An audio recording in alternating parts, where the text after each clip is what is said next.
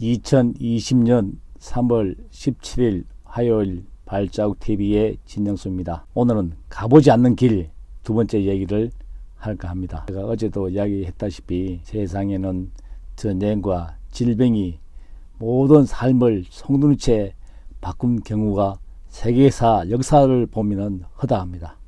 그래서 이번 또한 코로나19가 그 징조를 보이고 있다고 하는데 제가 제 느낌이 점점 맞아 가는 것 같습니다. 그래서 제 이야기를 좀 할까 합니다. 저는 물론 가난하게 태어났지만은 죽을 때 가난하게 태어나서 죽을 때까지 가난하게 죽는 것은 본인 책임이라고 생각을 하기 때문에 저는 가난에 대물림을 하지 않으려고 엄청나게 노력을 했고 지금도 노력을 하고 있습니다. 제가 IMF 때는 군생활을 하고 있어가지고 아무 영문도 모르게 당했습니다. 제가 남대문 상가 투자했다가 그때 분당 아파트가 평당 198만 할 때입니다. 그때 분당 아파트가 300만원 평당 올라갈 적에 아파트 시장은 끝났다고 하고 제가 남대문 투자를 했는데 IMF가 터졌습니다. 돈 빌렸는데 28% 이자를 주면서 둘이 월급 받아가지고 빚 갚고 나니까 남는 게 없습니다. 그래서 당했고 2008년도 금융위기는 제가 알면서도 몸살인다고 제가 기회를 잡지 못했습니다.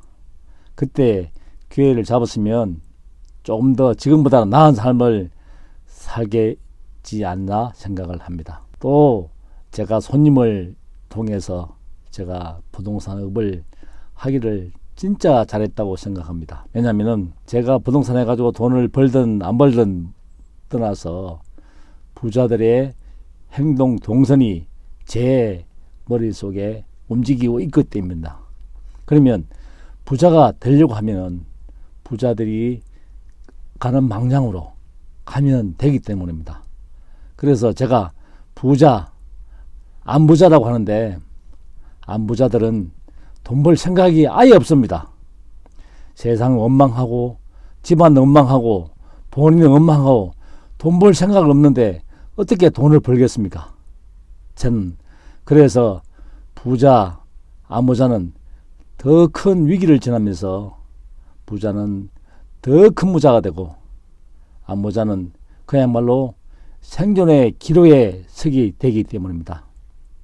제가 80대 어느 할아버지를 제가 보면서 2019년이나 20년대에 큰 위기를 오는데 그 위기를 끝나면 손자가 평생 먹고 살 정도로 번다고 합니다. 여러분, 한 사람이 평생 먹고 살 정도로 노력 안 하고 하면은 현금 15만 있으면 아무 일도 안 하고 평생 먹고 삽니다. 그러면 손자들이 평생 먹고 살려 하면 공부해야 되고 평생 먹고 살려고 하면 제가 볼 때는 30억을 벌려고 하기 때문입니다. 그 부자들이 현금을 보유하고 있고 그래서 제가 느낌으로 큰 위기 뒤에는 더 큰 부자가 태어난다고 하고 싶습니다. 그러면 이번 코로나19가 골목 상권이 다 죽었습니다. 그러면 우리나라가 자영업자가 너무 많은데 자동적으로 정리가 됩니다. 그리고 재택근무가 일반화되면서 이제는 구태여 회사 안 가도 IT 강국 닿게 집에서 근무를 해도 되는 상황이 이번 코로나19를 거치면서 정상화되기 때문입니다. 그러면 이번 코로나19 사태가 제가 왜 장기적으로 간다고 하면 물론 미국에서 전격적으로 1% 인하했고 또 오늘 주식도 폭락했습니다. 대한민국 주식도 폭락할 거로 예상됩니다. 왜냐하면은 제가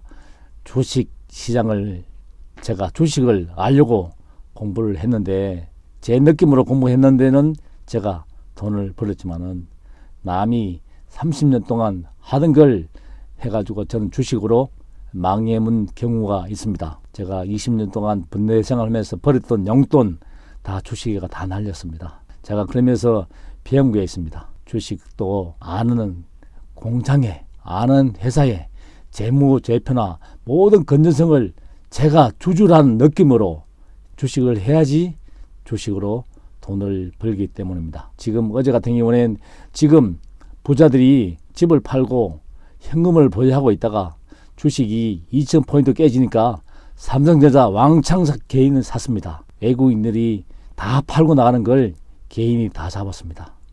제가 볼 때는 주식이 제가 1400 밑으로까지 빠질 것 같습니다. 그러면 1400이 깨지면 이 방송을 보시는 분은 주식을 S 주식은 사도 됩니다.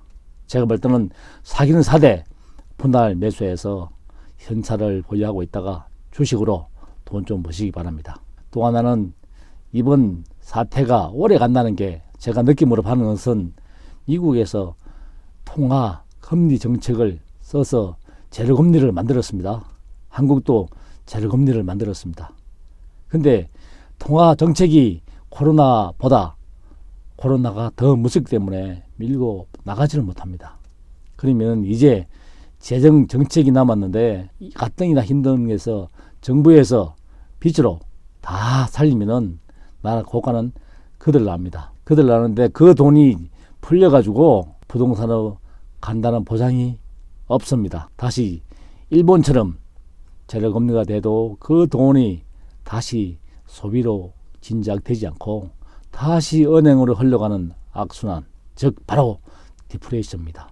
제가 무서운 게 디플레이션 빠지면은 여러분 차값이 오늘은 2천만원짜리가 내일 1,900만 한다 그러면 차를 사시겠습니까? 또 모레는 1,800 떨어지는데.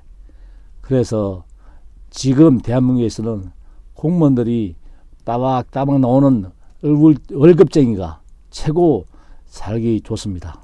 그러면 이 방송을 보는 저희 빅부치는 장기적으로 6개월 동안 먹을 물과 식량과 필수품을 준비를 하는 것도 괜찮을 것 같습니다. 이 위기가 끝나면 제가 IMF나 금융위기나 끝나면서 제가 기회를 못 봤습니다. 제가 그 기회에는 항상 오기 때문입니다. 여러분 현금이 많든 적든 준비하고 있다가 제가 내리막이다 하면 공포가 세상을 이제 주식 끝났고 부동산이 끝났고 그때가 바닥입니다. 그때 조금 준비해서 이제 여러분도 노후 잘 책임져시기 바랍니다. 그러면 대한민국에서 코로나 극복을 하면 우수한 인력들이 다 의과대학을 하지 않습니까? 대한민국에서 코로나 극복을 잘하면 대한민국이 코로나 극복에 대해서 모든 질병에 대해서 세계 선두 표준이 될 확률이 많습니다. 제가 이번 문재인 정부를 제가 좋아하진 않은데 최고 칭찬하고 싶은 게 일본하고의 관계입니다.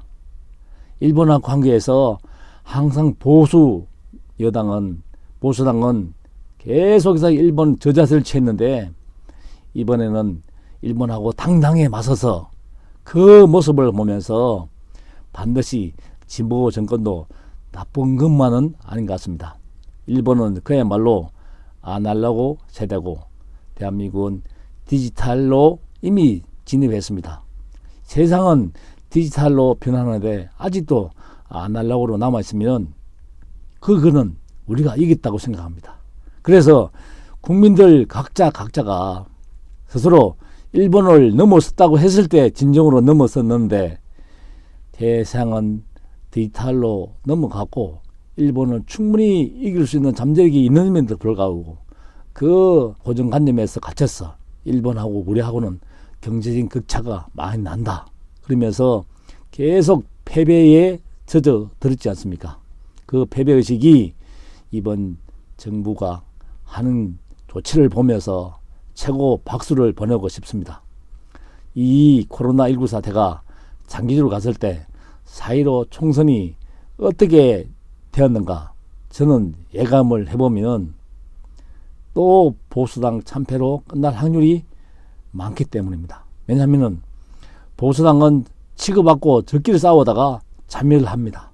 그러나 진보는 똘똘 뭉쳐가지고 하기 때문에 뭉친 사람한테는 이기지 못합니다.